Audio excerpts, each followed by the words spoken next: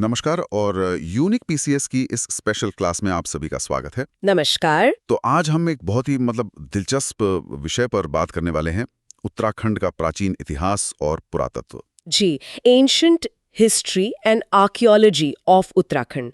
और ये topic UK PCS और यूके एसएससी परीक्षाओं के लिए आप जानते हैं बहुत ही जरूरी है। बिल्कुल। तो चलिए शुरू करते हैं। ठीक है। तो किसी भी जगह का इतिहास जानने के दो मुख्य तरीके होते हैं। एक तो लिखित स्रोत मतलब रिटन सोर्सेज, और दूसरा है पुरातात्विक खोज यानी आर्कियोलॉजिकल डिस्कवरीज। तो सबसे पहले बात करते हैं इतिहास लेखन की। उत्तराखंड के इतिहास का पहला सिस्टमैटिक अकाउंट किसने लिखा था? वो एटकिंसन ने लिखा था। ये नाम याद रखना बहुत जरूरी है क्योंकि इस पर सीधा सवाल बन सकता है। एटकिंसन, ठीक है। और पुरातत्व की दुनिया में पहला कदम किसने रखा? उत्तराखंड में पुरातत्व का जनक मतलब फादर ऑफ आर्कियोलॉजी हेनवुड को माना जाता है। हेनवुड जी, इन्होंने 1856 में देवीधुरा से महापाषाणकालीन पुरावशेष यानी मेगालिथिक रिमेन्स की खोज की थी। अच्छा, तो ये तीन चीजें, साल 1856, नाम हेनवुड और जगह देवीधुरा, ये तीनों ही परीक्षा के लिए बहुत महत्वपूर्ण है। बिल्कुल, और इनके बाद तो कई विद्वानों ने इस काम को आगे बढ़ाया। हाँ, कुछ प्रमुख नाम जो हमारे सुनने वालों को पता होने चाहिए। जरूर, इनमें प्रमुख हैं यशवंत सिंह कठौच, यशोधर मठपाल, मदन मोहन जोशी, शिव प्रसाद डबराल और केपी नौटियाल। अब बात करते हैं उस समय के औजारों की, मतलब स्टोन टूल्स की। हाँ, तो क्या मिला है हमें? उत्तराखंड से पत्थर के कई उपकरण मिले हैं, जैसे स्क्रेपर्स जिन्हें स्क्रेपर्स कहते हैं, छेनी यानी चिजल और कन्नी मतलब कतरी। और इतिहासकारों ने इन्हें एक खास वर्ग में रखा है ना? जी, इन्हें फ्लेक्स क्लास यानी फ्लेक वर्ग में रखा गया है। ये आद्य ऐतिहासिक काल यानी प्रोटो हिस्टोरिक पीरियड के अंतर्गत आता है। अब औजारों से आगे बढ़ते हैं हरिद्वार की तरफ। हरिद्वार को एक और महत्वपूर्ण नाम दिया गया है। क्या नाम है? गेरुए रंग की सभ्यता का नगर यानी city of OCP culture. OCP, इसका मतलब? ओकर कलर्ड पॉटरी मतलब गेरुए रंग के मिट्टी के बर्तन। अच्छा, और यहाँ क्या खास खोजें हुई हैं? यहाँ दो महत्वपूर्ण खोजें हुई हैं। पहली 1951 में बहादुराबाद से, वहां से ताम्र उपकरण मतलब कॉपर टूल्स और मृदभांड यानी पॉटरी मिली। और दूसरी खोज? वो हुई 1953 में। इस बार यज्ञदत्त शर्मा ने बहादुराबाद से ही पाषाण उपकरण स्टोन टूल्स खोजे। तो ये दोनों तारीख हैं, 1951 और 1953, और यज्ञदत्त शर्मा का नाम, ये याद रखना है। बिल्कुल। अब औजारों और बर्तनों के अलावा उस समय के लोग कला में भी माहिर थे। आप रॉक पेंटिंग्स की बात कर रहे हैं? जी हाँ, उत्तराखंड में कई जगहों पर प्राचीन शैल चित्र मिले हैं। कहाँ कहाँ? जैसे अल्मोड़ा में हथवाल घोड़ा शैल चित्र, उत्तरकाशी में ठुडुंगा शैल चित्र, और द्वाराहाट में मुनियों के ढाई पर्वत पर भी प्राचीन शैल चित्र के अवशेष मिले हैं, और नैनीताल में मंगोली शैल चित्र। ये तो एक मैच द फॉलोइंग वाला सवाल बन सकता है, एक तरफ जगह का नाम, दूसरी तरफ शैल चित्र का। बिल्कुल, इसीलिए इस लिस्ट को अच्छे से याद कर लेना चाहिए। चलिए अब मृदभांड यानी पॉटरी पर वापस आते हैं। ओसीपी के बाद एक और बहुत महत्वपूर्ण संस्कृति आई। हाँ, पेंटेड ग्रेवेयर या शॉर्ट में पीजीडब्ल्यू, हिंदी में से कहते हैं चित्रित धूसर मृदभांड। तो ये पीजीडब्ल्यू कल्चर ओसीपी के बाद आई। जी, यह संस्कृति ऊपरी गंगा घाटी मतलब अपर गंगा वैली में ताम्र संस्कृति यानी कॉपर कल्चर के बाद आई। और इनकी पहचान क्या थी? ये बर्तन दिखते कैसे थे? इनकी खास पहचान है मिट्टी के बर्तनों पर काले रंग से बनी क्षैतिज व अनुलंब रेखाएं मतलब हॉरिजॉन्टल और वर्टिकल लाइंस। और उत्तराखंड में इसके मुख्य स्थल कौन से हैं? उत्तराखंड में इसके मुख्य स्थल है अलकनंदा घाटी में थापली और श्रीनगर, और यमुना घाटी में पुरोला। अब ये जो पीजीडब्ल्यू संस्कृति है, ये 3 कारणों से बहुत महत्वपूर्ण है। 3 कारण क्या क्या है वो? पहला, इतिहासकार बीबी लाल ने इसे महाभारत कालीन बताया है, मतलब इसका संबंध महाभारत के समय से जोड़ा है। अच्छा, ये तो बहुत बड़ी बात है। और दूसरा पॉइंट सबसे इम्पोर्टेंट है, उत्तराखंड में लौह युग आयरन एज के प्रचलन का श्रेय इसी संस्कृति को जाता है। मतलब लोहे का इस्तेमाल पीजीडब्ल्यू कल्चर के लोग लेकर आए। जी हाँ। और तीसरा पॉइंट है कि भारत में पीजीडब्ल्यू स्थलों पर मुख्य रूप से घोड़े के अवशेष हॉर्स रिमेन्स मिलते हैं। तो महाभारत, लोहा और घोड़े, ये तीनों पीजीडब्ल्यू से जुड़े हैं। ये तो कमाल का कनेक्शन है ना। अब पीजीडब्ल्यू के बाद एक और संस्कृति की बात करते हैं, महाश्म संस्कृति यानी मेगालिथिक कल्चर। ये लोग कहाँ रहते थे? ये संस्कृति पहाड़ों की तलहटी मतलब फुटहिल्स में बसी थी और इनकी दो खास पहचान है। क्या पहचान है? पहली है सिस्ट, CIST, सिस्ट। ये पत्थर से बनी एक संरचना होती थी जो मकबरों मतलब टूम्स के रूप में इस्तेमाल होती थी। मकबरों के लिए पत्थर की संरचना। और दूसरी पहचान? दूसरी है cup marks. Cup marks cup marks ये क्या होते हैं? ये बड़ी चट्टानों पर ओखली मतलब मोटार के आकार के उथले गोल गड्ढे होते हैं। अच्छा, चट्टानों पर गोल गड्ढे। इन दोनों शब्दों को सिस्ट और कप मार्क्स और इनके अर्थ को याद रखना है। बिल्कुल।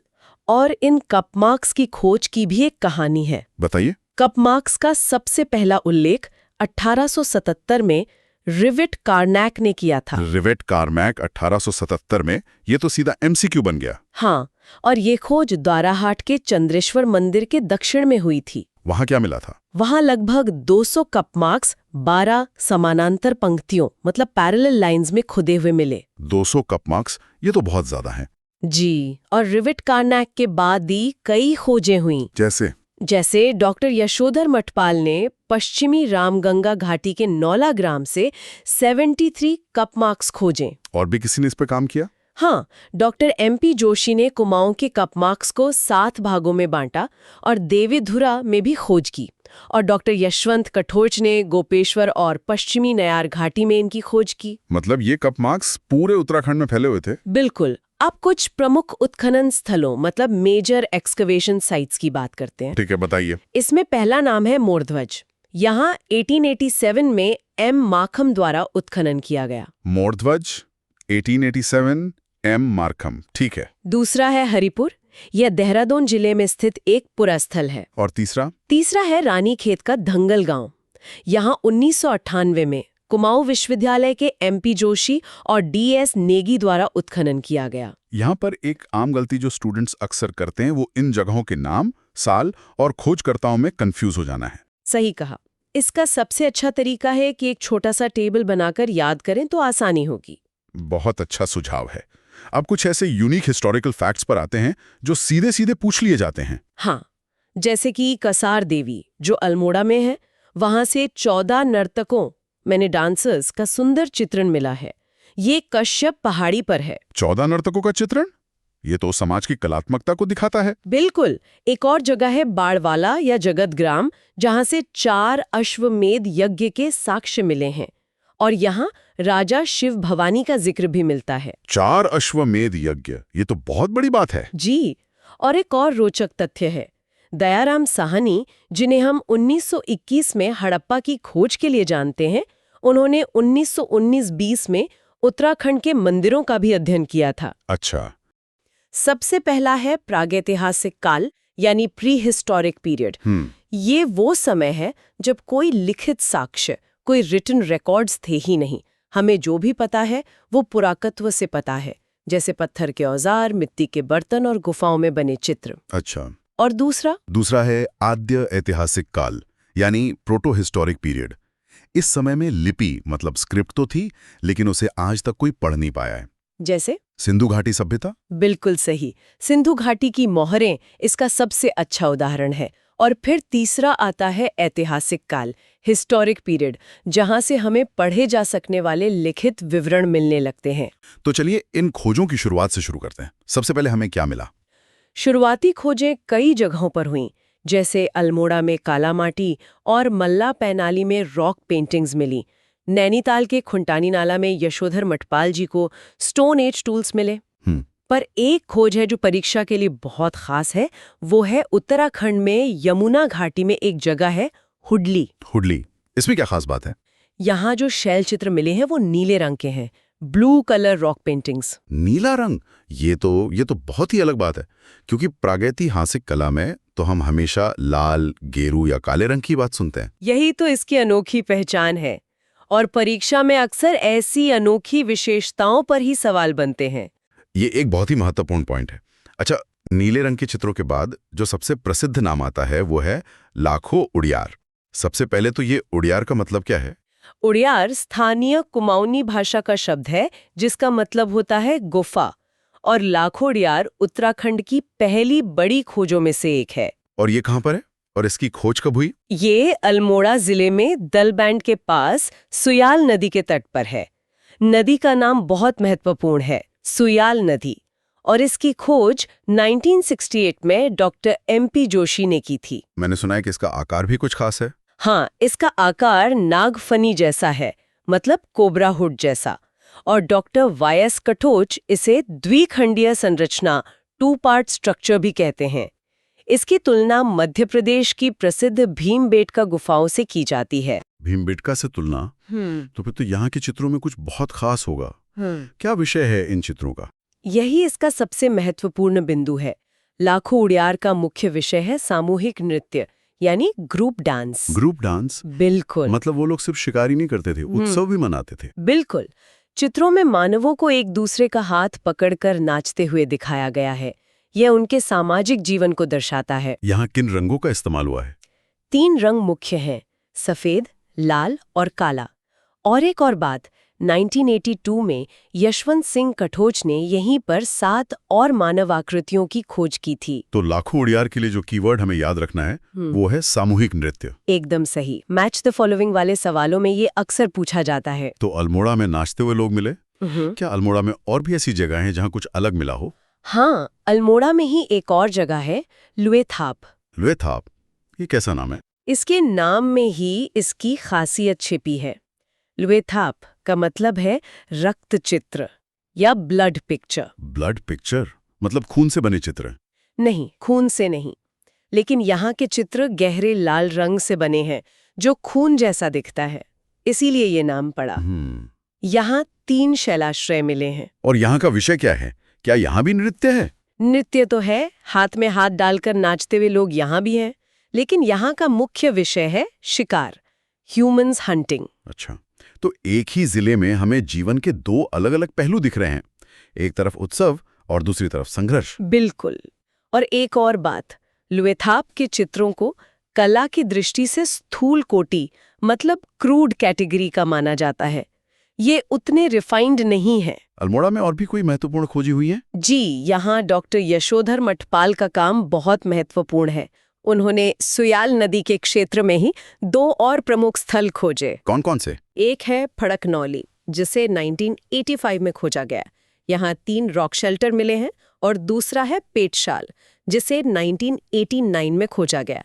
पेटशाल में क्या खास मिला? पेटशाल में जो मानवाकृतियां मिली हैं उनका रंग कत्थई है, मतलब ब्राउनिश।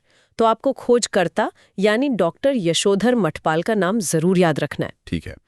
अल्मोड़ा की ही एक और साइट का जिक्र आता है, फलसीमा। वो क्यों अनोखी है? फलसीमा हमें उनके शायद आध्यात्मिक जीवन की तरफ ले जाती है।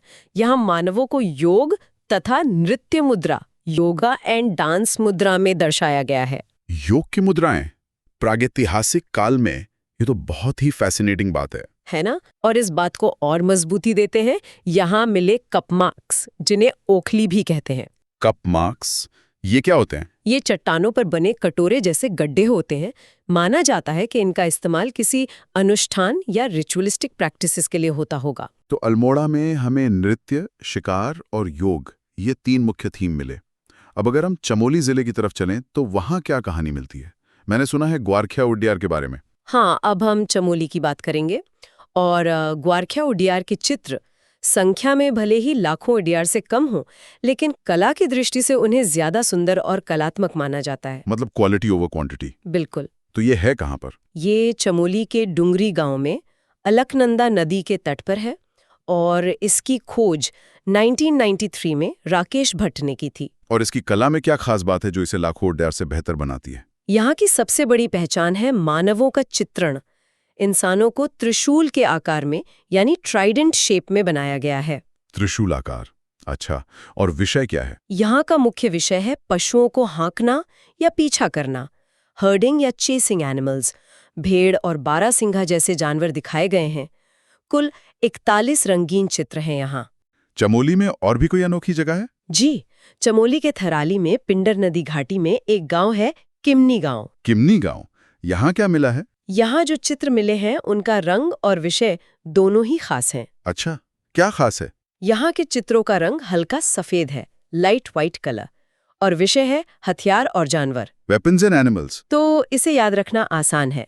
पिंडर घाटी में मिले सफेद हथियार मतलब किमनी गांव। एकदम सही। तो ये तो हुई चट्टानों और गुफाओं की बात, लेकिन प्रागैतिहासिक काल को समझने का एक और जरिया है, उनकी कब्रें।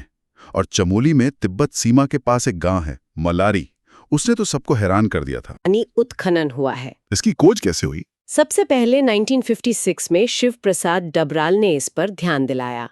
बाद में 1983 और 2001 में गढ़वाल विश्वविद्यालय ने यहाँ बड़े पैमाने पर खुदाई की, और वहाँ जो मिला वो चौंकाने वाला था, बहुत ज्यादा। सबसे पहले तो दफनाने का तरीका। यहाँ पहाड़ी काटकर सिस्ट शवाधान, सिस्ट बरेल्स बनाए गए थे और शवों को घुटने मोड़कर मुंह के बल लिटाया गया था। ये तो बहुत ही अजीब तरीका है। हाँ, ये एक विशिष्ट प्रथा है। राहुल सांकृत्यायन ने इन शवाधानों को खस जनजाति से जोड़ा है। लेकिन मलारी की सबसे बड़ी और सबसे प्रसिद्ध खोज तो कुछ और ही थी, है ना? जी हाँ, खुदाई में एक कंकाल के चेहरे पर रखा हुआ 5.2 किलोग्राम वजन का एक सोने का मुखौटा मिला। 1 मिनट, 5.2 किलो का सोने का मुखौटा प्रागैतिहासिक काल की कब्र में? ये तो अविश्वसनीय है। बिल्कुल, और ये परीक्षा का सबसे संभावित प्रश्न है। और सिर्फ सोना ही नहीं, वहां कुछ ऐसा भी मिला था जो दूर दराज के इलाकों से संबंधों का संकेत देता है। सही कहा। यहाँ से जो मिट्टी के बर्तन मतलब पॉटरी मिली, उसकी बनावट पाकिस्तान की स्वात घाटी की शैली से मिलती जुलती है। स्वात घाटी? वो तो हजारों किलोमीटर दूर है। इसका मतलब वो लोग दुनिया से कटे हुए नहीं थे। यही इस खोज का सबसे बड़ा निष्कर्ष है। उनके व्यापारिक या सांस्कृतिक संबंध थे। इतना ही नहीं, एक बर्तन के हैंडल पर मुनाल पक्षी का चित्र भी मिला है। और जानवरों के अवशेष भी मिले थे शायद। हाँ, एक जुबू या जोबा, जिसे हिमालयन बुल भी कहते हैं, उसका पूरा कंकाल मिला है। मलारी एक पूरी सभ्यता की कहानी कहता है। मलारी की कब्रें तो वाकई शाही थीं। क्या अल्मोड़ा में भी ऐसी कोई कब्रगाह मिली है? अल्मोड़ा में भी शवाधान स्थल मिले हैं, पश्चिमी रामगंगा घाटी में। डॉक्टर यशोधर मठपाल ने नौला जैनल और सनाणा बेसेड़ी जैसे गांवों में इनकी खोज की। यहाँ दफनाने का तरीका कैसा था? यहाँ 2 तरह की प्रथाएं मिली। एक तो सिस्ट शवाधान, जो पत्थरों से बने ताबूत जैसे होते थे, और दूसरा था अर्न शवाधान, अर्न बरियल, जिसमें अस्थियों को कलश या मटकों में रखकर दफनाया जाता था। ठीक है, तो ये सारी बात तो पाषाण युग की हुई, लेकिन फिर इंसान ने धातु का इस्तेमाल सीखा। क्या उत्तराखंड में ताम्र संस्कृति के भी सबूत मिले? जी, कॉपर होड कल्चर के भी हमें महत्वपूर्ण साक्ष्य मिले हैं। कहाँ से? सबसे प्रमुख स्थल है पिथौरागढ़ का बनकोट। 1989 में यहाँ से 8 ताम्र मानवाकृतियां यानी कॉपर ह्यूमन फिगर्स मिली। तांबे की बनी हुई मानवाकृतियां? हाँ, जो अब अल्मोड़ा संग्रहालय में है। और दूसरा महत्वपूर्ण स्थल है हरिद्वार के पास बहादुराबाद। 1951 में यहाँ से तांबे की चूड़ियां और भारी औजार मिले। तो ये दिखाता है कि धातु का प्रयोग शुरू हो चुका था। बिल्कुल। इस संस्कृति को गैरिक मृदभांड संस्कृति OCP से जोड़ा जाता है, और कुछ लोग इसे इस क्षेत्र की पारंपरिक खनिक जाति अगरिया जनजाति से भी जोड़ते हैं। हमारे जो सबसे पुराने ग्रंथ हैं, उनमें उत्तराखंड का जिक्र कैसे मिलता है? मतलब वैदिक और पौराणिक स्रोत? वैदिक एंड पौराणिक ओरिजिन्स। हाँ, तो सबसे पहले ऋग्वेद, जो सबसे प्राचीन वेद है। इसमें इस क्षेत्र को देवभूमि यानी लैंड ऑफ गॉड्स कहा गया है। और मनीषियों की पूर्ण भूमि भी, मानी लैंड ऑफ सेजेस। ये नाम तो आज भी प्रचलित है। बिल्कुल।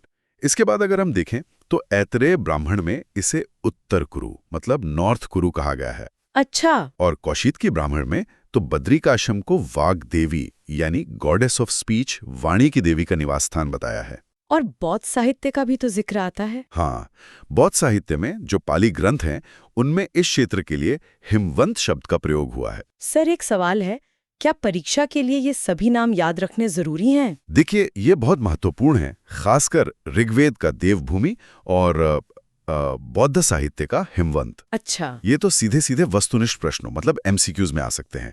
अब आते हैं स्कंद पुराण पर।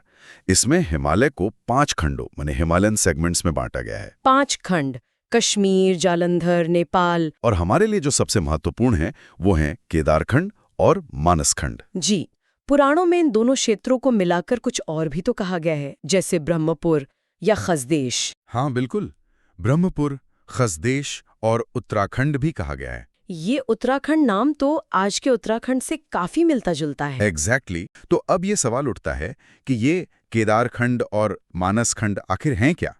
आसान भाषा में कहें तो केदारखंड आज का गढ़वाल क्षेत्र है। और मानसखंड आज का कुमाऊं? जी। अगर इनकी सीमाओं को देखें तो केदारखंड माया क्षेत्र मतलब हरिद्वार से लेकर हिमालय तक फैला है और मानसखंड नंदा देवी पर्वत से कालगिरी तक। और इन दोनों को जो अलग करती है वो है बधाण क्षेत्र या कह लें नंदा देवी पर्वत श्रृंखला, एक तरह की प्राकृतिक सीमा। सही कहा। गढ़वाल के विस्तार की बात करें तो इसकी लंबाई 50 योजन और चौड़ाई 30 योजन बताई गई है। चलिए अब गढ़वाल नाम पर आते हैं। ये नाम पड़ा कैसे? इसके पीछे कई सिद्धांत है ना? हाँ, कई हैं, लेकिन सबसे प्रसिद्ध है राजा अजयपाल से जुड़ा हुआ सिद्धांत, जिन्होंने यहाँ के 52 गढ़ों मतलब फोर्ट्स को जीतकर इस पूरे क्षेत्र को एक किया। और उन्हीं गढ़ों की वजह से इसका नाम गढ़वाल पड़ा। जी, वैसे इसके प्राचीन नाम बद्रिकाश्रम, तपोभूमि और केदारखंड भी थे। एक और थ्योरी है, लिंग्विस्टिक थ्योरी, हरिदत्त भट्ट शालेश की। बिल्कुल, उनके अनुसार ये नाम गार्ड शब्द से आया है, जिसका मतलब होता है छोटी नदियां, और ये इलाका तो नदियों से भरा ही है। और एक जिक्र तो ऋग्वेद में भी मिलता है, जहां इंद्र और राजा सुदास ने असुर राजा शंबर के 100 गढ़ों को इसी क्षेत्र में नष्ट किया था। हाँ, वो भी है। अब देखते हैं कि रामायण और महाभारत काल में गढ़वाल का क्या महत्व था। मतलब गढ़वाल इन द एपिक्स? हाँ, तो रामायण काल में हनुमान जी यहीं के द्रोणागिरी पर्वत से संजीवनी बूटी लाए थे जी। और कहते हैं कि लक्ष्मण जी ने तपोवन जो टिहरी में है और भगवान राम ने देवप्रयाग में तपस्या की थी। और महाभारत काल में तो ये एक बड़ा राजनीतिक केंद्र था। बिल्कुल। सुबाहुपुर जो आज का श्रीनगर है वो पुलिंद राजा सुबाहु की राजधानी थी। विराटगढ़ी जौनसार में राजा विराट की राजधानी थी, जहां उनकी बेटी उत्तरा का विवाह अभिमन्यु से हुआ था। सही कहा। और देवप्रयाग को तो समस्त तीर्थों का शिरोमणि कहा गया है। तो क्या इन सभी जगहों के आज के नाम भी याद रखने हैं? हाँ, बिल्कुल। ब्रैकेट में जो आधुनिक नाम दिए गए हैं, जैसे सुबाहुपुर का श्रीनगर, अच्छा, ये मैच द फॉलोइंग प्रकार के प्रश्नों के लिए बहुत महत्वपूर्ण है। ये भूमि हमेशा से मतलब ऋषियों की तपोभूमि रही है, एक आध्यात्मिक विरासत है यहाँ की। Sages, caves and ashrams. हाँ, जैसे प्राणगांव, जिसे अब माणा गांव कहते हैं, उसके बारे में कहा जाता है कि प्रलय के बाद सप्तऋषियों ने यहीं अपने प्राण बचाए थे। और वो जो गुफाएं हैं, गणेश, नारद, व्यास और स्कंद गुफाएं, वहां कई वैदिक ग्रंथों की रचना हुई। जी, और एक बहुत जरूरी पॉइंट, वशिष्ठ गुफा, ये टिहरी के विसोन पर्वत पर स्थित है। ये लोकेशन पूछ ली जाती है। हाँ, बिल्कुल। वशिष्ठ गुफा की लोकेशन विसोन पर्वत, टिहरी। और अलकापुरी जो कुबेर की राजधानी थी, उसे मनुष्यों के आदि पूर्वज मनु का निवास स्थान भी माना जाता है। अब एक ऐसे स्थान की बात करते हैं जो ऐतिहासिक रूप से बहुत बहुत महत्वपूर्ण है, कण्व आश्रम। भारत का जन्म स्थान, the birth place of Bharat. हाँ, ये पौड़ी में कोटद्वार के पास मालिनी नदी के तट पर स्थित है। यहीं पर राजा दुष्यंत और शकुंतला का प्रेम प्रसंग हुआ। और यहीं पर चक्रवर्ती सम्राट भरत का जन्म हुआ, जिनके नाम पर हमारे देश का नाम भारत पड़ा। और महाकवि कालिदास ने भी तो अपने प्रसिद्ध नाटक अभिज्ञान शाकुंतलम की रचना यहीं की थी। जी, इसका आधुनिक नाम चौकी घाटा है। ते हैं कुमाऊं की, ओरिजिन्स ऑफ कुमाऊं। जी, इसका प्राचीन नाम मानसखंड और कूर्माचल है। और इसके नाम के पीछे भी एक पौराणिक कथा है ना? हाँ, बिल्कुल। कथा के अनुसार चंपावत के कांतेश्वर पर्वत पर भगवान विष्णु ने कूर्म यानी कछुए का अवतार लिया था। और उसी कूर्मांचल शब्द से बिगड़कर पहले कूर्म और फिर कुमाऊं बना। बिल्कुल। लेकिन इसका पहला लिखित उल्लेख कहाँ मिलता है, ये भी जरूरी है। वो चंद राजा कल्याण चंद के नागनाथ मंदिर शिलालेख से मिलता है, चंपावत में। अच्छा, ब्रह्म और वायु पुराण के अनुसार कुमाऊं के प्राचीन निवासी कौन थे? किरात, गंधर्व, किन्नर, यक्ष और नाग। हाँ। और इनके सिर्फ नाम नहीं, सबूत भी मिलते हैं। जैसे यक्षों की उपस्थिति का प्रमाण अल्मोड़ा के जाखन देवी मंदिर से मिलता है। और नागपंथ मतलब नाग कल्ट की पूजा के प्रमाण तो बहुत है। बेरी नाग, काली नाग, पिंगल नाग मंदिर, ये सब उसी के उदाहरण हैं। और जागेश्वर धाम तो भगवान शिव की तपस्या और कार्तिकेय के जन्मस्थान के रूप में प्रसिद्ध है ही। अब कुछ पुरातात्विक सबूतों की बात करते हैं। Major inscriptions. जी, अभिलेख। त्रिशूल लेख माने ट्राइडेंट इंस्क्रिप्शंस गोपेश्वर में मिले हैं। एक 6वीं शताब्दी का गणपति नाग का है और दूसरा 12वीं शताब्दी के अशोक चल का। और बाड़ाहाट का त्रिशूल लेख? हाँ, बाड़ाहाट यानी उत्तर काशी का त्रिशूल लेख। उसमें शंख लिपि शेल स्क्रिप्ट का प्रयोग हुआ है। ये बहुत ही यूनिक है, बहुत। इसके अलावा ईंटों के अभिलेख, ब्रिक इंस्क्रिप्शंस, नैनीताल और बाड़ावाला में मिले हैं।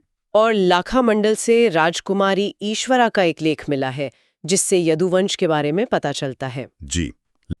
अब आते हैं मुद्राओं और मूर्तियों पर। Coins and archaeological finds.